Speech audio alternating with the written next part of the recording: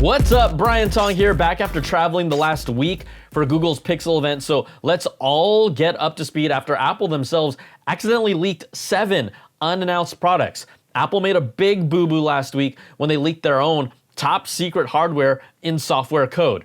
Mac Rumors contributor Aaron Paris dug up the details and revealed new products across multiple categories that haven't been officially announced yet.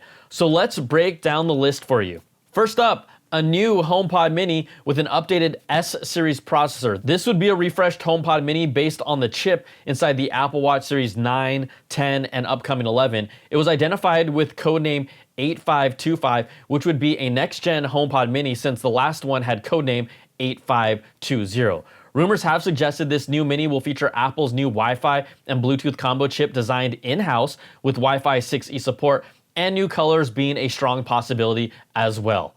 Now, the next leak stays in the home with a new Apple TV potentially coming later this year with an A17 Pro chip, which was originally designed for the iPhone 15 Pro.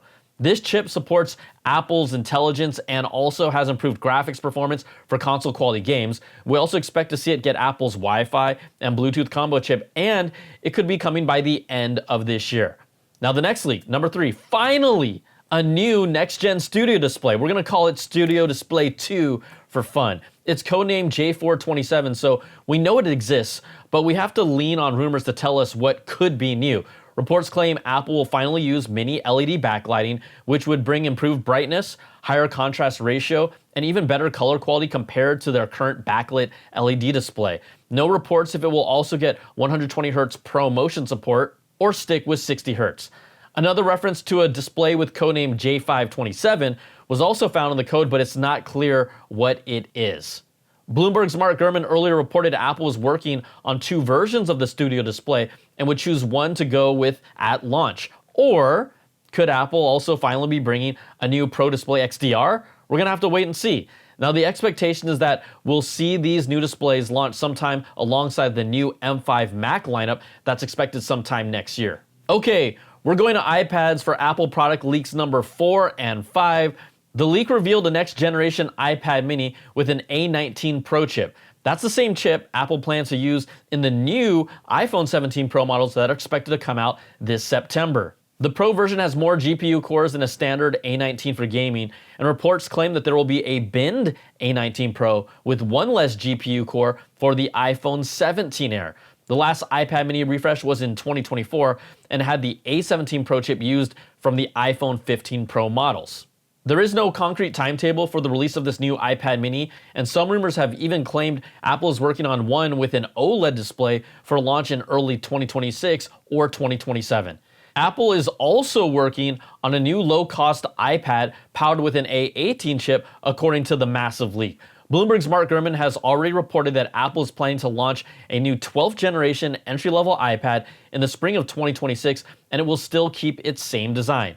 The current entry-level iPad is powered by an A16 chip, but this new A18 chip, believed to be put in this new entry-level iPad, can handle Apple Intelligence tasks on a budget iPad. So these new iPad leaks are products that are looking like strong candidates for release sometime in the first half of next year. All right, let's take a moment to thank the sponsor of this video, Ozbot, with the new Ozbot Tiny 2 Lite. This is a 4K at 30 frames per second camera for sharper video quality compared to your MacBook camera, with a large 1/2-inch CMOS sensor and a 2-axis gimbal. You can set it up easily by opening it on the bottom to balance off the top edge of your laptop. There's also a threaded hole to put it on a tripod. Then connect the camera to your laptop by connecting it via USB-C. The sensor gives you even better detail and video quality than ever, and its AI auto tracking with auto zoom allows you to create more dynamic and polished videos. You can download the Ozbot Center app, and it gives you options to track specific areas like body tracking for your upper body, or if you want, your lower body, or tracking your hands if you're doing a tutorial on camera. Its Gesture Control 2.0 allows you to hold your hand up to tell it you want it to track you around a room. The light changes from green to blue, and here I'm just moving around my kitchen and the Ozbot Tiny 2 Lite follows me around. That's AI auto tracking with auto zoom. It also has its own fast and precise autofocus. Now, I can also hold up my hand again to go back to being a static shot without movement. Then you also have zoom controls. Hold up my right hand in an L shape to zoom in, hold up my left hand with an L shape to zoom out. I can then use both hands in their own L shapes together to zoom in and out and find that perfect sweet spot. Pretty sweet gestures if you ask me.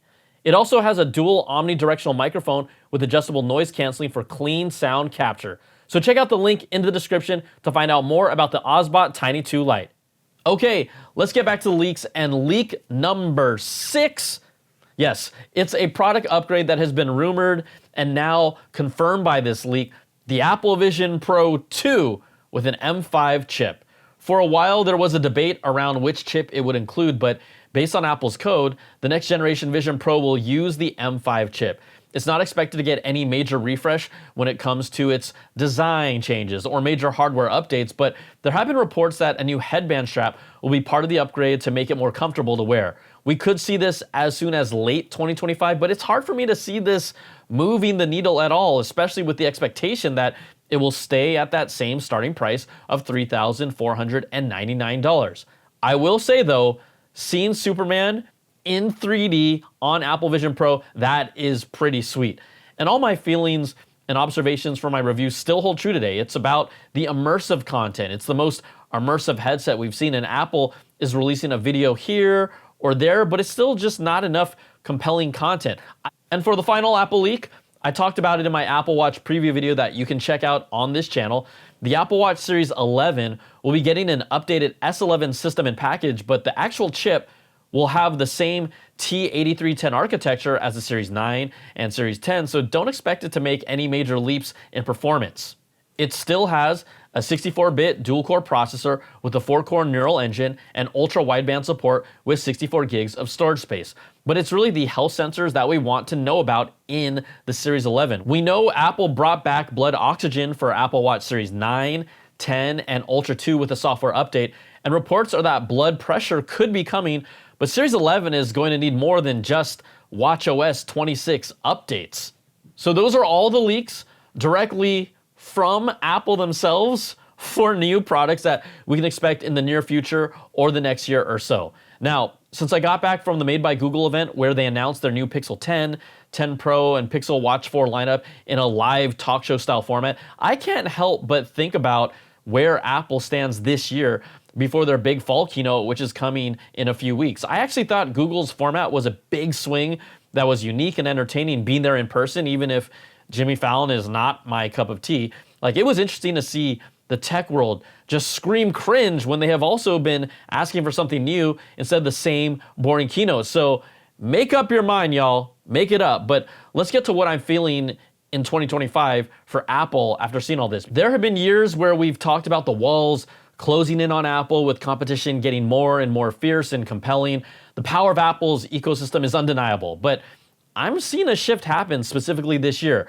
Google has delivered the personal intelligence, that consumer-friendly AI use of AI that Apple promised and has still failed to deliver. Magic Queue is its name, but it doesn't even need one. The Pixel 10 lineup pulls up information you need almost instantly based on the conversation and context. So here, just watch this clip a little, even if you're not a Pixel person, to get a sense of what it can do. Another one, this is super helpful, where someone asked, "Can you call United to change our trip?" The prompt shows up to make the call, but then Magic Queue pulls up your actual reservation info that you can see and tell the customer service rep without you having to leave the app and go hunting for it. And I'm sorry, but Apple doesn't have anything remotely close to this, and you should just watch my entire Google video to see how good it is, because we saw, what Apple is offering for their features in iOS 26, and the main focus was liquid glass.